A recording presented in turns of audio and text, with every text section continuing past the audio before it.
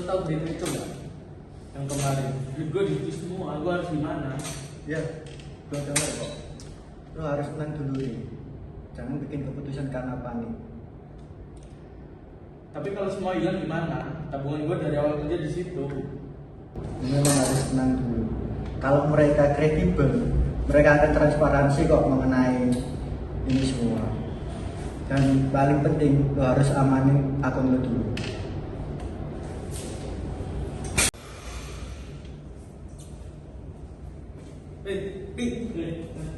Apa kabarnya? Alhamdulillah sih.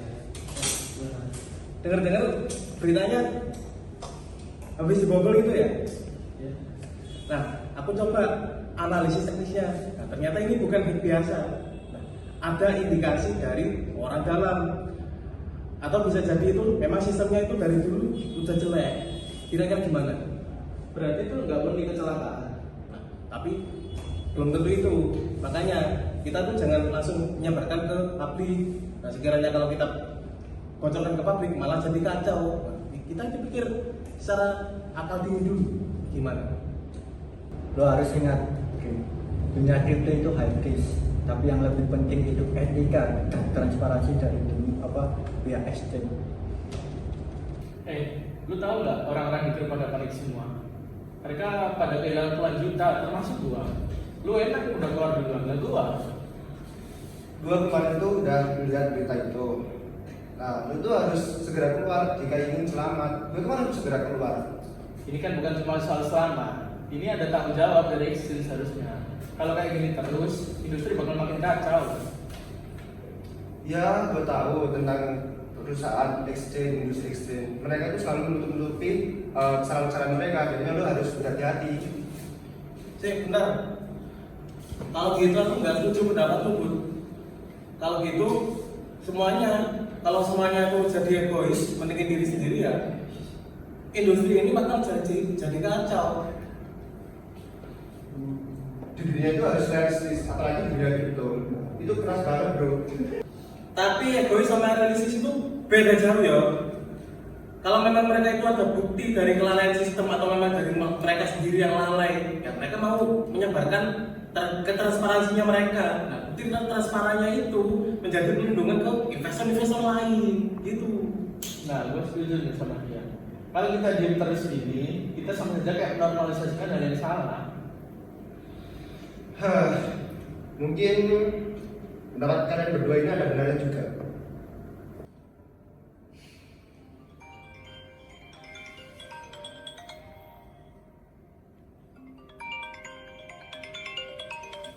Halo Ren, gimana? Alhamdulillah baik. Lu gimana? Iya nih kemarin.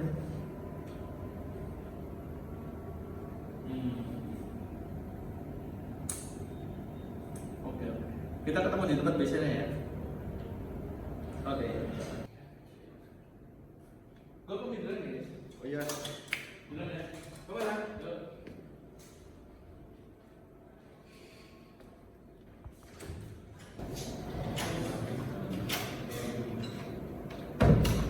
Halo, halo.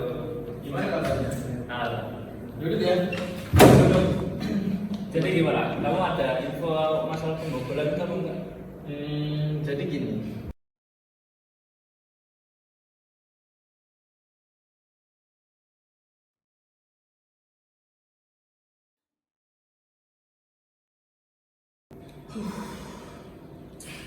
Jadi akhirnya mereka ngaku juga.